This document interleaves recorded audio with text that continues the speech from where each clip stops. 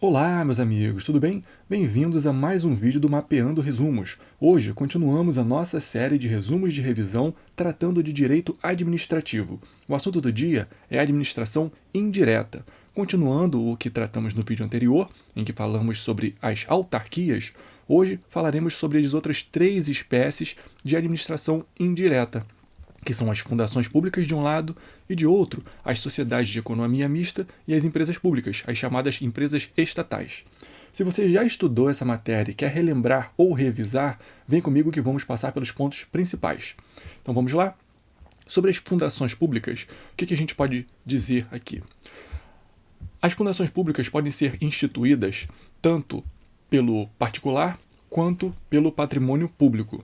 Se forem instituídas por particular, serão fundações públicas de direito privado. E, se forem instituídas pelo patrimônio público, de direito público.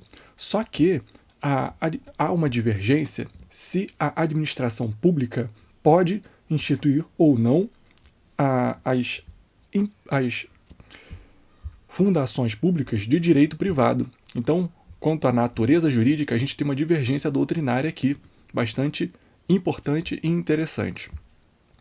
Celso Antônio, ele fala que as fundações públicas só podem ser instituídas de direito público. Já Eli Lopes Meireles e Carvalhinho dizem que só de direito privado, baseados no Decreto-Lei 200 de 67. Eles dizem que nesse Decreto-Lei, que trata da administração pública, ele só fala em fundações públicas de direito privado. Ele não fala nas fundações públicas de direito público. Então não poderia ser instituída. Já Maria Silvia, que é a doutrina majoritariamente aceita, ela diz que tanto pode existir fundação pública de direito público quanto fundação pública de direito privado. Depende da lei específica instituidora. Então, se a lei cria a fundação pública e dota de direito público, será uma fundação pública de direito público. Já se a lei instituidora autoriza a criação dessa fundação pública de direito privado e dota de direito privado, ela será uma fundação pública de direito privado, ok? Então, as fundações públicas, elas têm algumas peculiaridades que vamos tratar aqui. Então, a gente trata da teoria majoritária, que pode ser de direito privado ou de direito público. Começando com as fundações públicas de direito privado, elas são chamadas também de fundações governamentais. Fundações governamentais. Elas são tratadas pelo direito civil e não pelo direito administrativo, porque elas são de direito privado, né? Elas têm um regime híbrido. Elas têm algumas normas de direito público e outras normas de direito privado, porque estamos tratando aqui de patrimônio público envolvido, né? Então, se tem patrimônio público envolvido, o direito público exerce algumas derrogações desse direito, nesse regime de direito privado que elas estariam submetidas. Então, é um regime híbrido.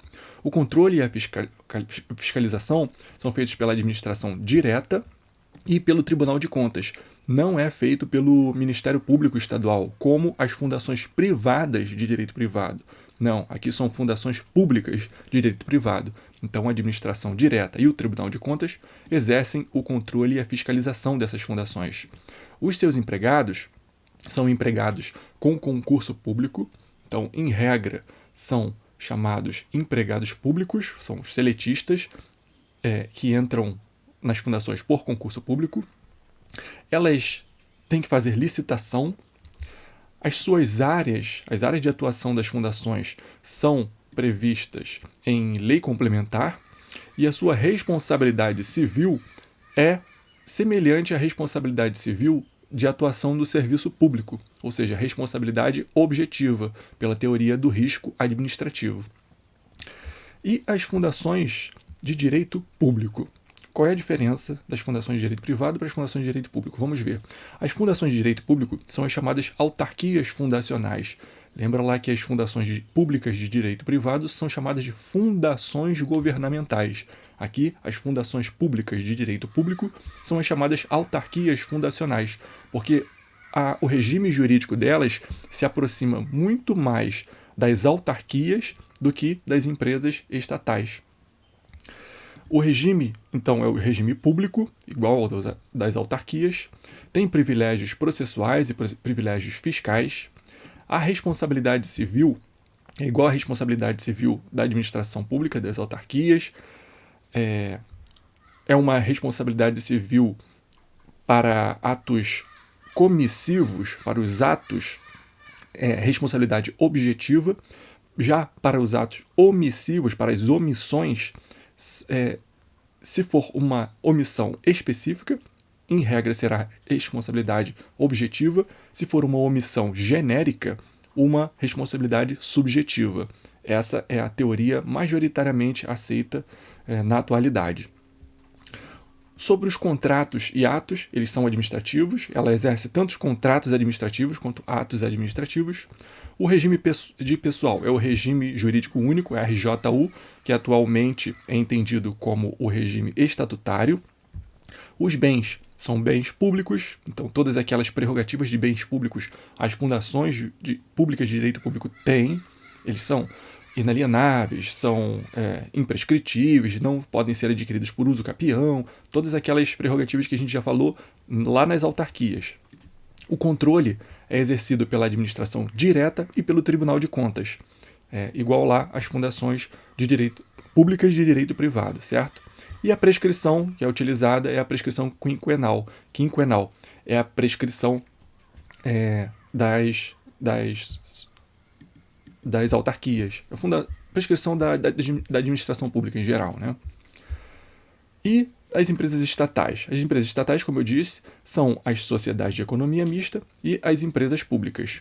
Quais são as principais diferenças entre elas? As principais diferenças entre elas são essas duas aqui. Essas três, na verdade, né?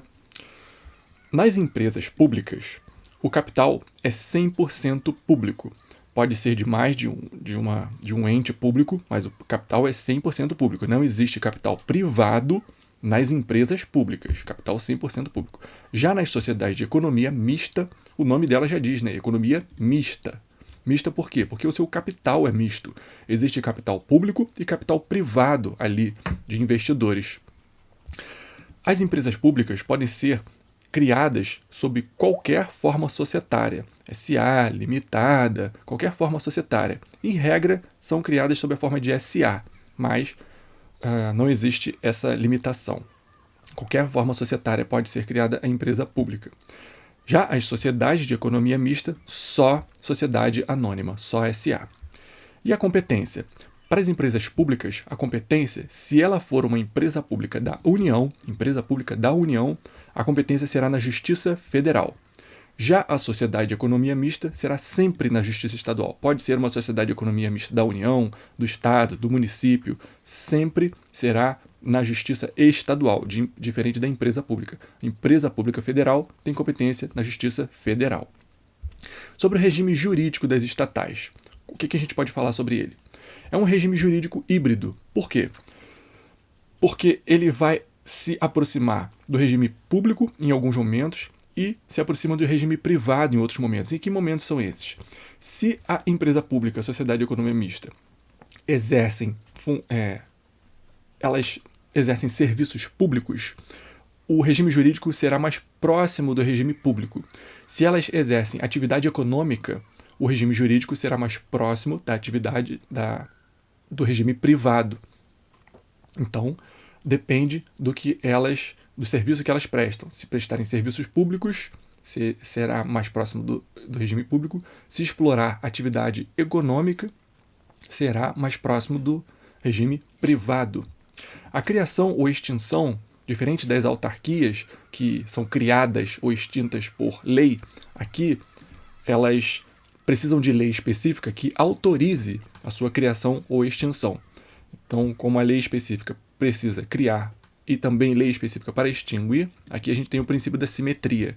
Precisa de lei específica tanto para criar quanto para extinguir, autorizando a criação ou extinção, porque a criação mesmo se dará lá com o registro dos atos constitutivos no registro público.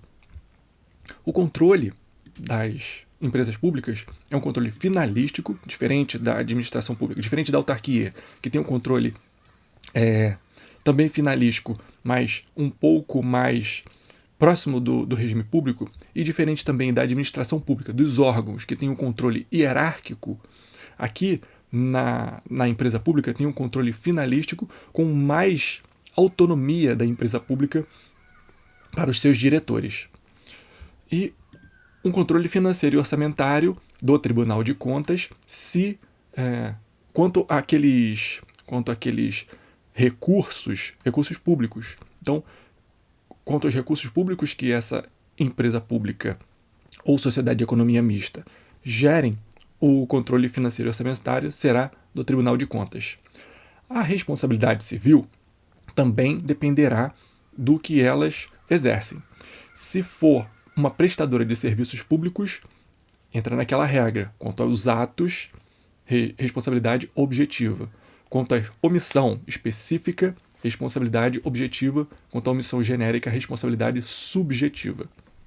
Quanto aos seus bens, aí, não. Ainda lembrando, na responsabilidade civil, se ela explorar atividade econômica, é a mesma responsabilidade civil do direito privado. Em regra, responsabilidade subjetiva com aquelas hipóteses de responsabilidade objetiva previstas na lei, como no CDC. No CDC, há a previsão de responsabilidade objetiva quanto a atos relativos ao consumidor. E os bens das empresas públicas, sociedade de economia mista, os bens das estatais, mesma situação da responsabilidade civil, depende do que elas exercem. Se for uma estatal prestadora de serviço público, os bens terão as prerrogativas públicas.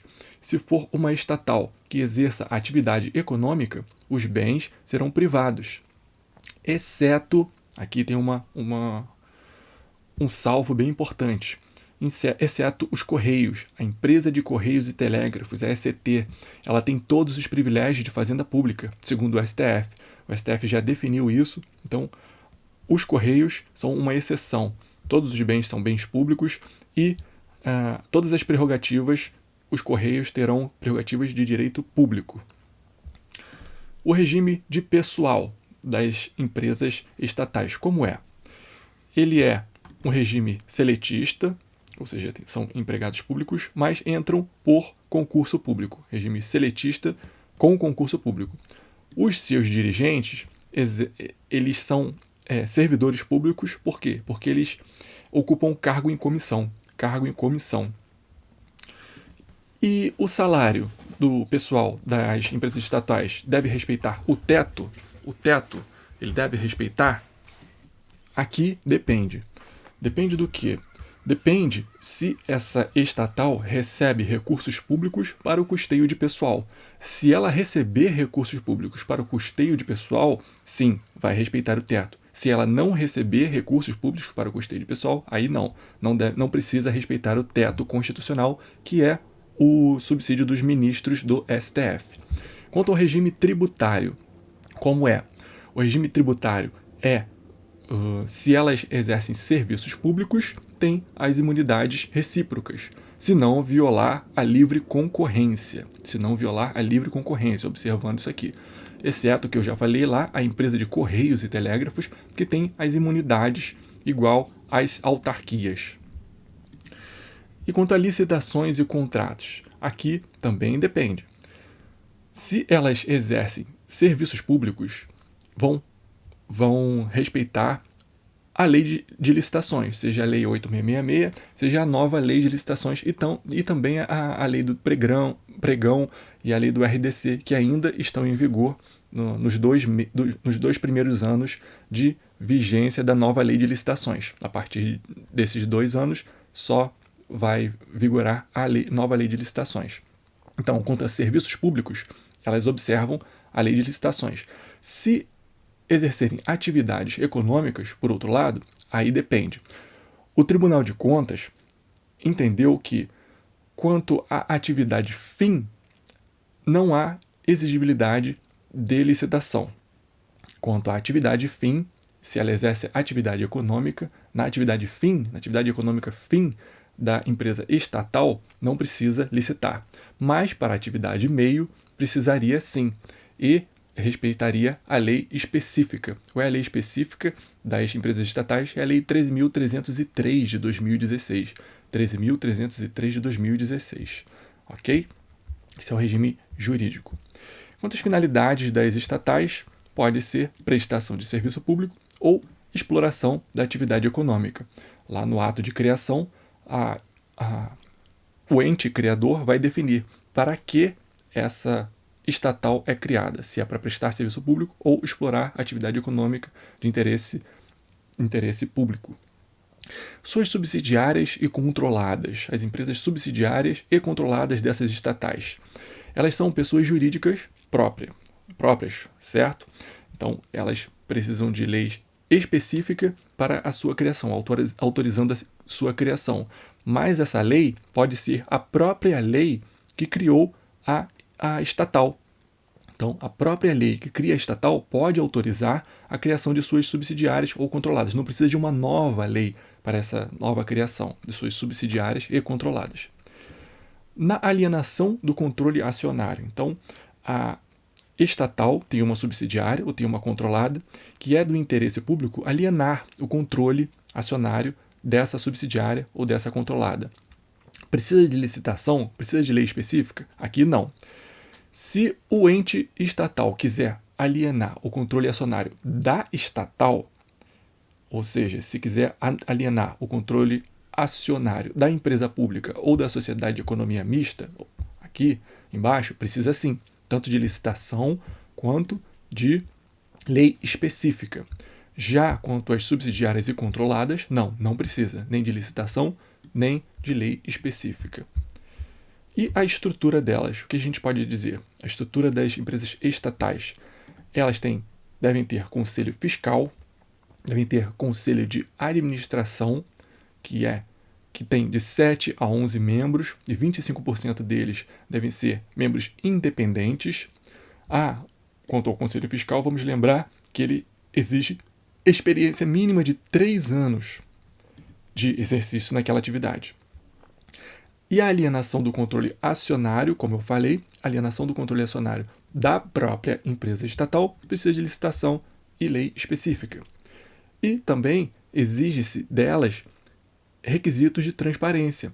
Por exemplo, o controle interno por um comitê de auditoria estatutária, precisa também de um relatório integrado de sustentabilidade, uma política de transparência de partes relacionadas, que é um relatório anual, nota explicativa das demonstrações financeiras, uma política de distribuição de dividendos, adequação do seu estatuto e uma carta anual aos seus controladores e investidores.